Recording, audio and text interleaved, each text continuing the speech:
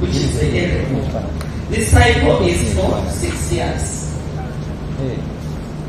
Then the last education level we look at is the non-tertiary institutions or higher education level. And these are mainly certificate awarding institutions offering certificates under a modularized program.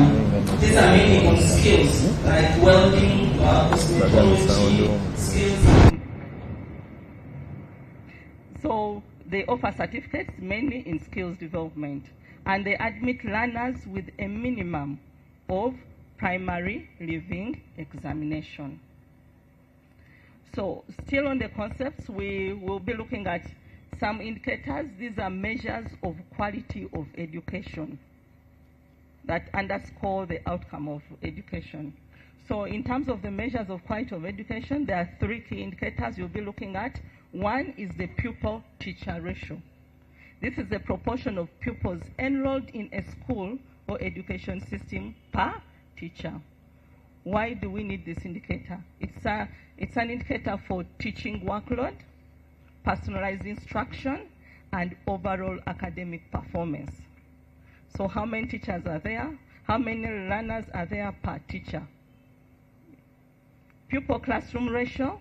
This is the proportion of pupils per classroom in a school or education system.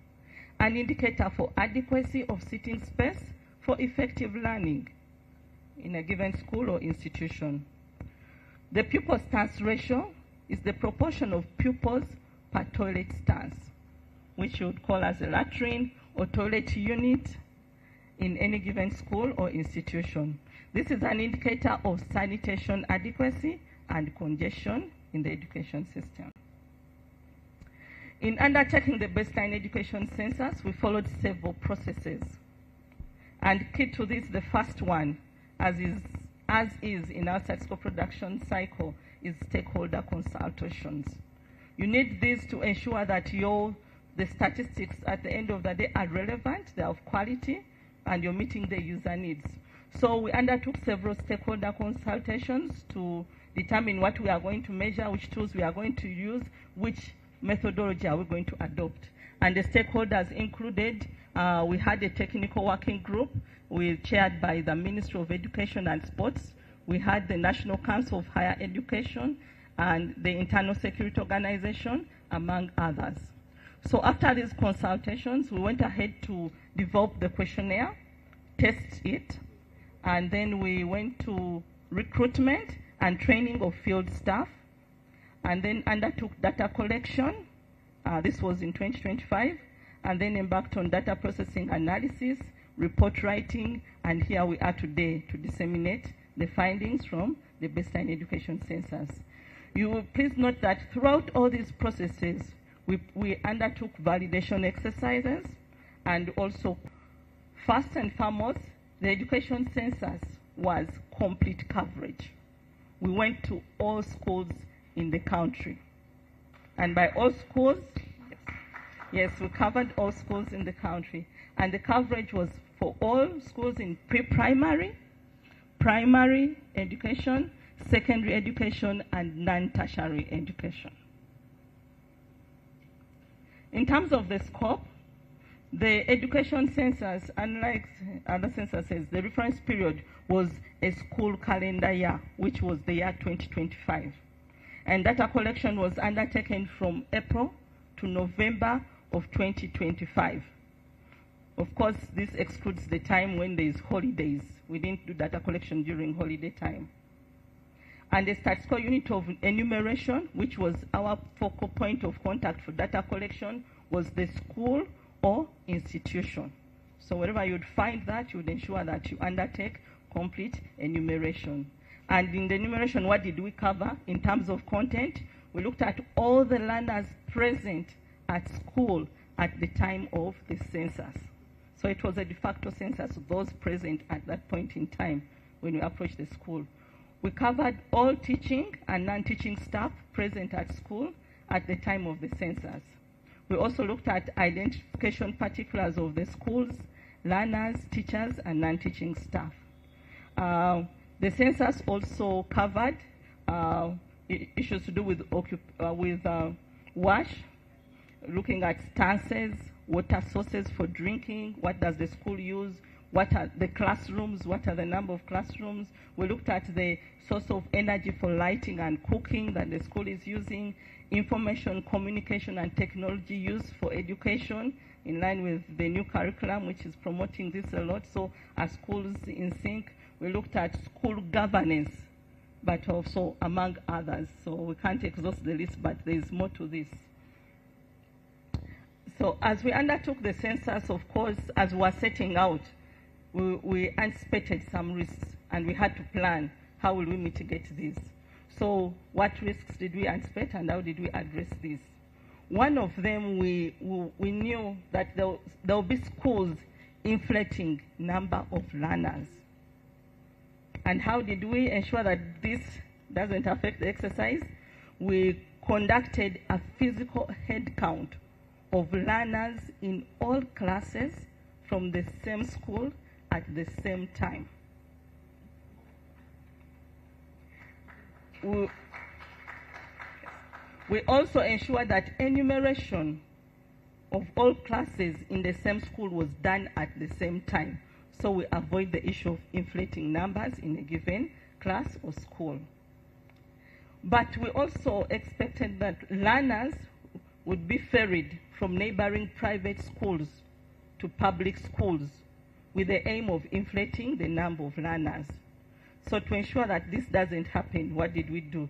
This was mitigated by visiting all schools in the same area at the same time. We also ensured that we enumerate all classes in the same school at the same time.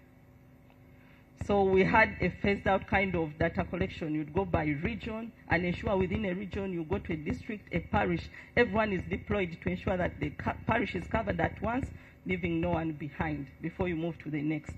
But we also ensured that we had unannounced visits to schools. So yes, there was publicity. The schools were expecting us, the teachers and everyone, but they were not certain which day we would be going to the school. So that way, as you ferry, the loss is on you. So we would come in and enumerate and walk out. So that helped to avoid this occurrence of ferrying learners from neighboring schools. But we also anticipated insecurity during the census period, and this was mitigated by working closely with security institutions prior and during enumeration. This mitigated the exposure in terms of security and ensured that the exercise was a success in such areas. So as we're implementing the baseline education census, we faced some challenges. Some risks, of course, materialized into challenges, but some we just found as we were doing the exercise, either data collection or analysis. So we also had to ensure that these are addressed. So what challenges did we find? One was that some schools with more than one education management information system number or the same EMIS number being shared by more than one school. So you'd find a school, either they are sharing an EMIS number or a school has several in the system. The respondent was the head teacher or the principal. So you'd get different numbers and you're wondering which one do I take. So for us, for statistical purposes and data collection to continue, we address this by generating a temporary unique code for such schools that had that problem. But we also found that some learners had more than one learner identification number, which is the LIN. So what did we do? We considered the most current learner identification number. There were also some learners who did not have a learner identification number. This is not something you can force or impute or anything, so we left it as blank, indicating this learner doesn't have a learner identification number. There was also difficulty in accessing learners, especially during examination time.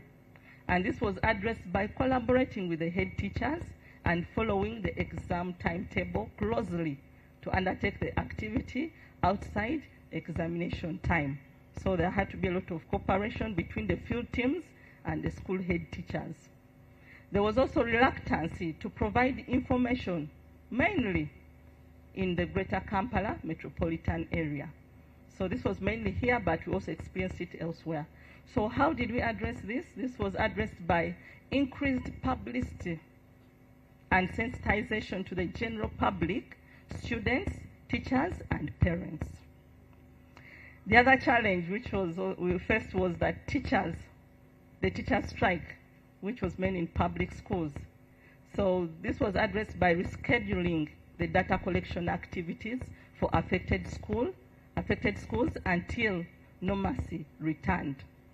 So you would skip those schools, do the private, those not affected, and then come back. We went back when the strike was called off. The other challenge was early closure of schools before the end of the official term. This was addressed by enumerating the schools in the subsequent phases. We had several phases of data collection, so you would carry it forward and take note that this school was not enumerated because it closed. But amidst all this, there were other measures, including the revisits to schools and the use of digital technology to identify and solve the challenges in real time. So as I indicated earlier, there was validation throughout the census process. So the Bureau conducted a validation exercise over the period of data collection, processing, analysis to strengthen the accuracy and validity of the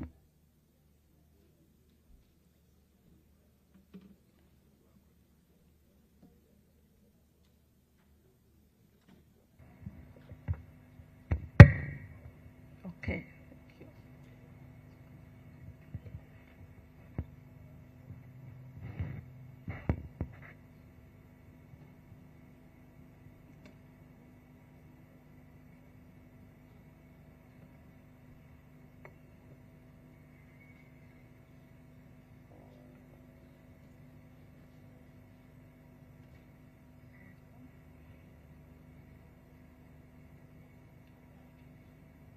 Thank you.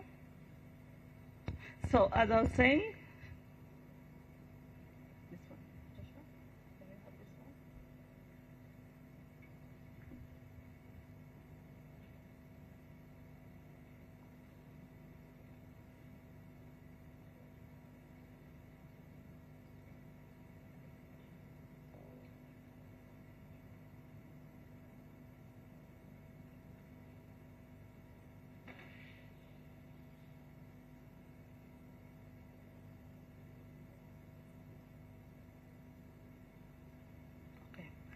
Thank you. Okay. All right, so as I was saying, the Bureau conducted a validation exercise throughout the baseline education census undertaking. And this was undertaken mainly midway the exercise after phase 1 and 2. And we also undertook the validation at the end of data collection to check what we've done. And the validation findings revealed that, 1, data from the census, the baseline education census, were consistent with those from the validation revisits. The validation exercise also revealed that data on some learners in public primary schools confirmed the existence of pre-primary learners being reported to be in primary section, which is primary 1. And this was mainly in the public schools as indicated. Ladies and gentlemen, that's a brief overview on the methodology and introduction to the baseline education census. Allow me to invite the next presenter, Mr. Galande Johnston, to take us through the findings of the study. Thank you.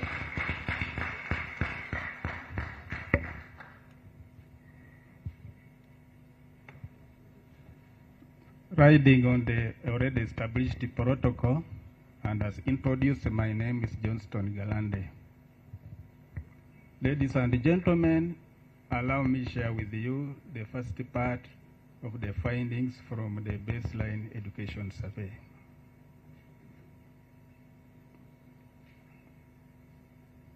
As a way of recap, we were told that pre-primary is very fundamental, and it is for the children 3 to 5 years. And this is the age that you should know that the brains of the children grows faster than any other time in the child. So if you don't bother with your child within this age, whatever you do will determine what the child will be. So ladies and gentlemen, move with me and we'll see what we found out about the pre-primary schools. Overall, in the country we counted 38,347 pre-primary schools. And as you can see, we see that the majority of pre-primary schools are privately owned. However, 3,193 schools are attached to public primary schools. These are the primary schools that disclosed that actually they are having a pre-primary section. For those primary schools that did not disclose, we will realize that we counted them under primary.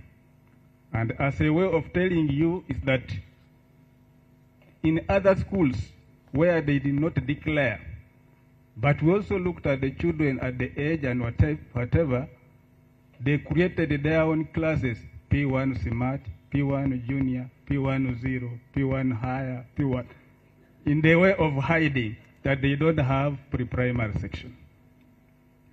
So which means 8.3% of the pre-primary schools were attached to public schools.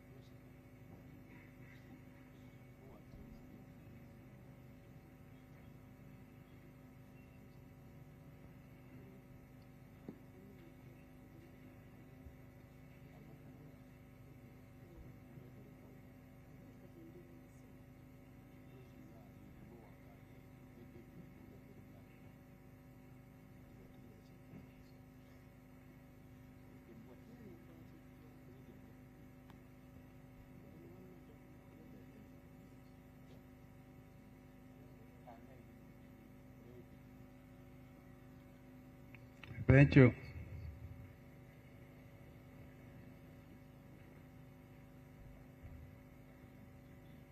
Now, if we distribute these pre-primary schools,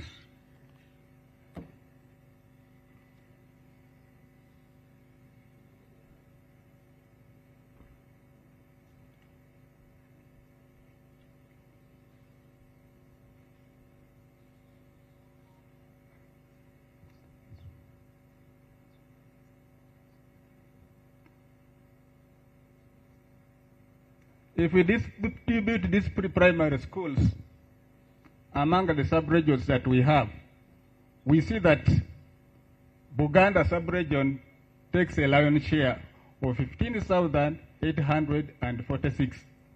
But the good news is that early childhood development is embraced in all sub-regions. However, the lowest number of schools are found in Karamoja sub-region.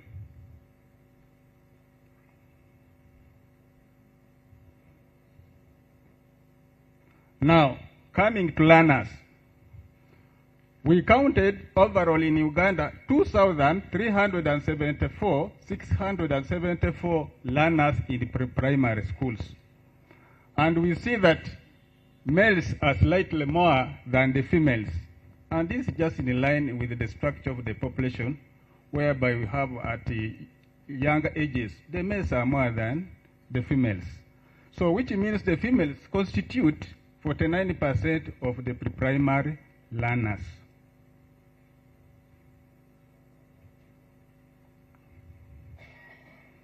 Now, we said that pre-primary is meant for 3 to 5 years, but we can also see that we have some learners who are 6 or more years. And we saw that 534,360 learners were above 6 years and above, constituting to 22.5% of the pre-primary schools. So they were outside the official school-going age for the pre-primary. But we also have those ones who are less than 3 years, accounting to 32,682.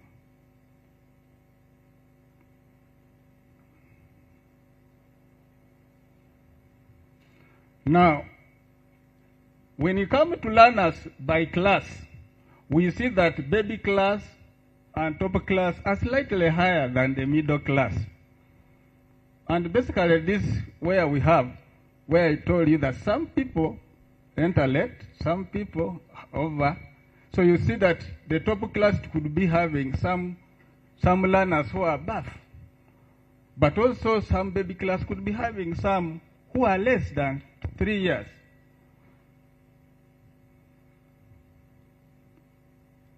I want you to follow these numbers correct religiously, such that when we come to P1, we see how we are transitioning. Now, distributing the learners, pre-primary learners by sub-region, we see that Karamoja has the lowest number of learners, and still Uganda has a lion's share of pre-primary learners.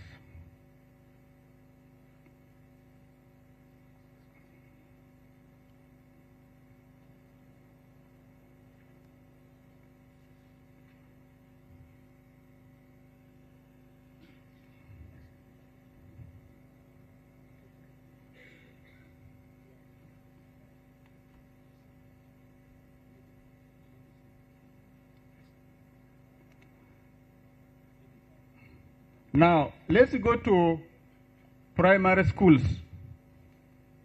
Overall, in Uganda, we counted 43,567 schools, primary schools. And as you can see, we had more private primary schools than the government, whereby the government we had only 12,557, accounting to 28.8% of all primary schools in Uganda.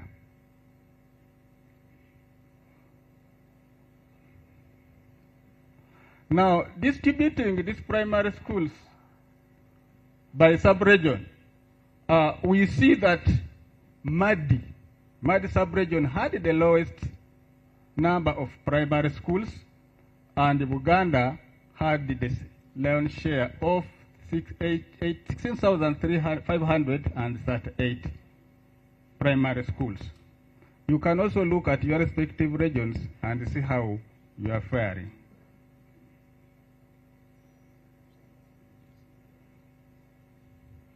Now,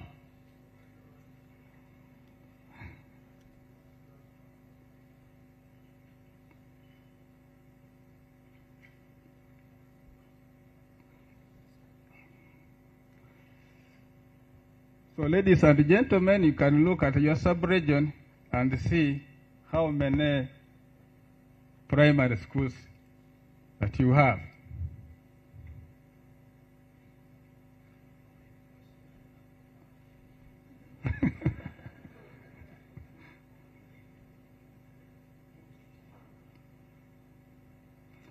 Now, if we wanted to look at these schools by ownership, we see that, like we said, nationally, we have fewer schools compared to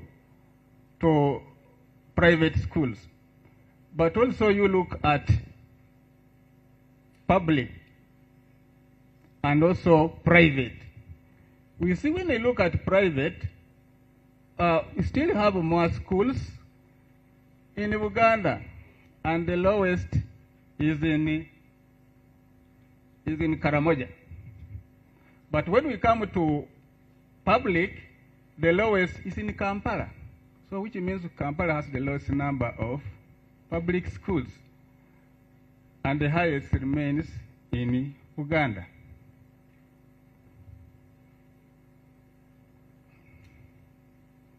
Now, turning to learners. Learners, we counted 9,118,314 learners in the whole country in primary schools. And if you look at the male and female, we found out that females were slightly more than the males, constituting to 50.3% of the primary learners.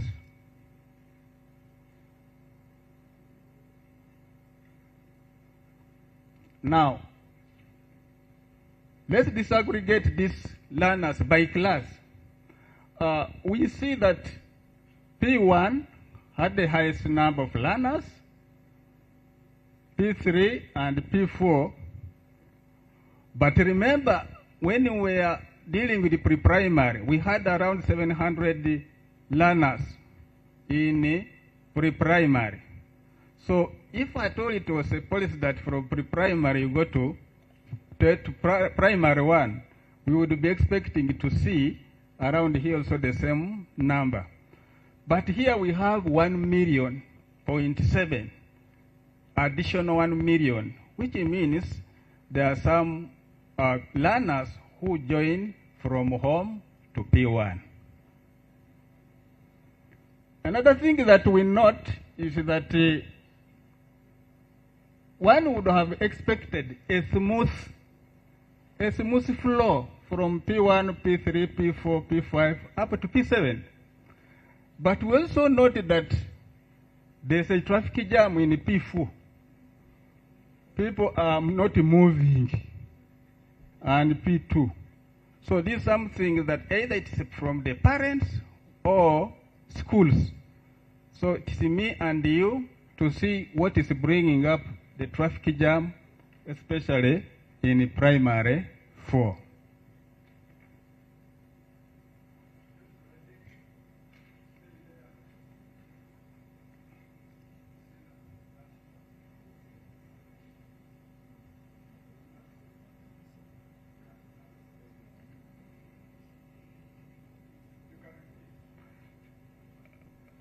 When we are dealing with the pre-primary, we saw around 700 learners in top.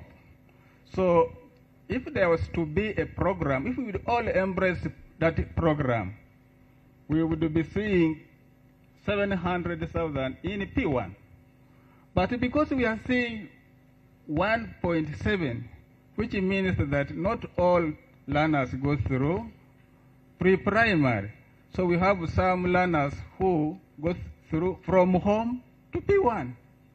And we had said that pre-primary is essential and a foundation and to develop the child socially and mentally. So we are missing there. But also one would have expected to see a smooth transition from P1 up to P7. But we see there is a traffic jam in P4 of 1,534,993, which reduces to 1,186,629. And it's either me and you to go and find out, to unlock that jam, to find out what is causing that traffic jam for the smooth transition of learners from P4 to P5, but also we see some in P3. So it is us to do that. Our questionnaire did not have that question to find out, so we are unable to tell you. If I tell you, I will be just speculating. Now, let's look at these learners by age group. We also see that we have learners who are in the actual age, official age-going, school age-going class, 6 to 12, but we also have learners who are 13 years and above. They're supposed to be in secondary, but they're still in primary, to the tune of 2,433,566, contributing to 26.7% of all the primary learners with official going age. But we also have some learners who are less than 6 years. They would be in pre-primary. And these are 95,312 who are less than 6 years. But also here, 13 years and above, I think we can also associate it with the COVID. Some people didn't continue, others were, they jumped some classes. But let's see, once the COVID year ends, I think this year, we shall see if at all this is streamlined. Now, distributing the learners by sub-region, we see that still Uganda is taking a lion's share, and we see that Sebei sub-region has the lowest number of learners. And Uganda, taking the lion's share, it contributes to 10.1% of all learners in the country. So if you got 10 learners somewhere, one should be from Uganda.